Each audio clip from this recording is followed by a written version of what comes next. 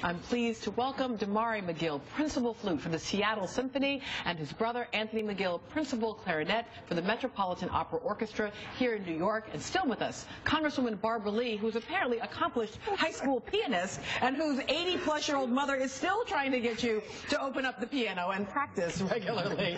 Brothers, I want to start with you just to ask the question of the role that music played for you. What did it do for you? Well, As kids. Yeah. It taught us discipline, passion. It definitely bonded us as a family, as brothers. I really can't imagine my life without music, honestly. One of the stories that I find most extraordinary is that your parents apparently mortgaged their home 5 separate times to be able to afford lessons for the two of you, meaning that you're not from a household of economic privilege, but you are from a household where parents did everything they had to do to make this possible for you. What do your parents think in this moment, and what do you think about those sacrifices that they made? Well, they sacrificed for us basically because they loved us, and we felt that love growing up, and we felt that positivity. So they never really talked about the money aspect of it with us that much, except the first time maybe you wanted a $700 flute. I think that was probably, they were like, how much is for the flute? And that was early on too. The instruments got more expensive as we went along. But so how did they know that you were this talented? Where did they first discover this talent? Well, we definitely come from a creative household. So they involved us in a wide variety of activities. It just so happened I'm 4 years older, and I think by the time you started playing, I had been playing the flute for about 6 years at that point. So I had time to discover that love. And it just so happened when Anthony picked up the clarinet that he was amazing right away. Gifted in that way. So Congresswoman Lee, here's what. So I love that their parents, and I love also the way that you put it, that they loved us, so they sacrificed for us. Like, what else would there be? And yet, what I want to know is that when there's a child living on the south side of Chicago, or in the 7th Ward of New Orleans, or in Harlem in New York, if they don't have resources or don't have parents, no matter how much they love them, who can provide the resources, we have cut arts funding in our schools. We have cut arts funding in our communities. How do we make sure that we don't lose the Damaris and Anthonys of the next generation? Let me say, first of all, what an honor it is and a privilege to meet you. I'm awed by both of you. And you're such wonderful role models for all young people in our country. I'm an appropriator. I serve on the Appropriations Committee, and it is just such an uphill battle when we talk about why we need to make sure that our young people, all young people, have the best possible education, yet there are those who want to cut art, sports right away. You know, it doesn't make any sense when we have such a small percentage of our public school funding, our National Endowment of Arts funding going for the arts in public schools. And I remind my colleagues that academic achievement oftentimes is predicated on arts and on sports and on those activities in school that really generate the creative spirit and the creative mind of young people.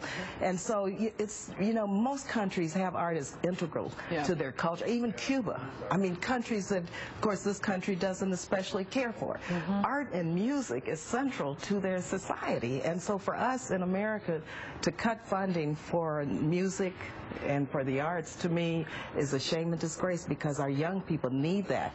I mean, can you imagine if all young people had the opportunities to soar and to allow for their creative spirit to come forward in schools? I mean, not everyone has a lot of money. Exactly. But it doesn't mean they don't have a lot of talent. Anthony, I'm also wondering, you're the younger, and I'm the youngest in my family, so there's a way in which by the time you pick up the clarinet, you already have a model of an African-American family and an African-American brother who is playing the flute. But I wonder about that. It is surprising. It is still unusual to see African-American men playing classical music on the instruments that you play. How has race mattered, or has it mattered not at all?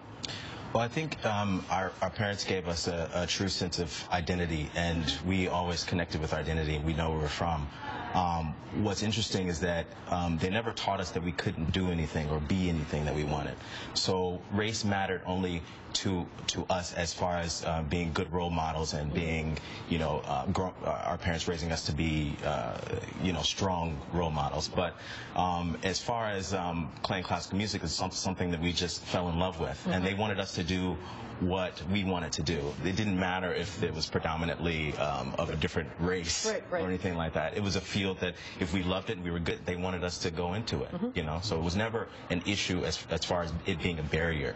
You know, they presented it to us as being something we can strive for no matter what obstacles there are. And Damari, when you meet other young people, or particularly if you're ever back home in Chicago, do you find kids who have never even thought about these instruments as something that's on their option, on their menu?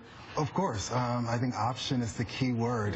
If they meet me, they meet Anthony, or they meet any other classical musician, honestly, especially if this classical musician they meet looks like them, it gives them an option. You know, and options are golden and few and far between. We were talking about this in the context of LGBT movements, but just the idea of people sometimes need the image, they need the visual in order to say, oh, I could embody that, I could be that. And so as the mother of a daughter who I keep trying to get to practice her violin every day, I appreciate it because it's in part sort of saying, see, here is what is possible. Stay right with us, because when we come back, you two have promised to play for us, which thrills me. And Congresswoman Lee, thank you for spending the day with us. It's been wonderful to be here, and maybe I'll go back and practice my piano. That's right. You know, I was taught classical also, and my mother sacrificed a lot. Every Saturday I had to take piano lessons, and I loved it, and I don't know why I stopped. I guess I got kind of busy. You know, I've always loved you, but knowing that you were your first African-American cheerleader and that you were a pianist, maybe we just need to have a Congresswoman Lee Day as well. Up next, a real treat. The McGill brothers are going to perform live here in Nerdland.